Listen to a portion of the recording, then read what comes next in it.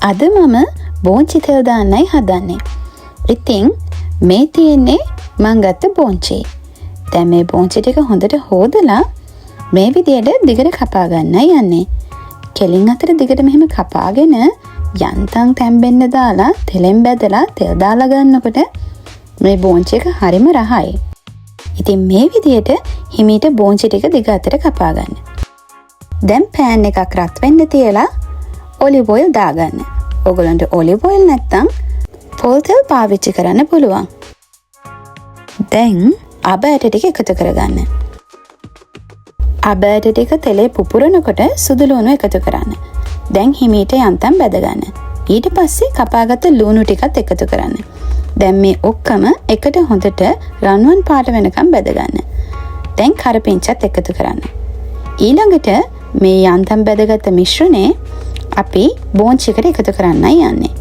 දැන් මේ විදිහට බෝංචි එකට ඒ ටික එකතු කරලා ලුණු දාගන්න. ඊට පස්සේ කහ දාගන්න. ඊට පස්සේ කරි පවුඩර් චුට්ටක් දාගන්න. දැන් මේ ටික හොඳට මික්ස් කරලා යන්තම් තැම්බෙන්න ලිපේ තියන්න. කැලි මිරිස් දාන්නත් අමතක කරන්න එපා.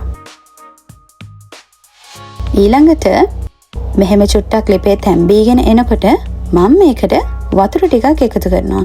වතුර චුට්ටක් එකතු කරන්නේ බෝංචි එක ටිකක් තැම්බෙන්න ඕන නිසා.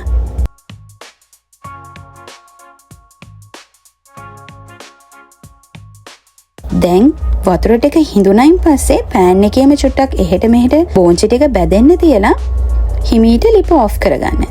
අපේ රසම රස ගුණම ගුණ බෝංචි ටික ලෑස්ති දැන්. මේකට අපි ගොඩක් තෙල් පාවිච්චි කරෙත් නෑ. ඒ නිසා හරිම ගුණයි. ඒ වගේම රසත් එහෙම්මම තමයි. ඉතින් ඕගොල්ලොත් try කරලා කමෙන්ට් කරන්නකෝ බලන්න.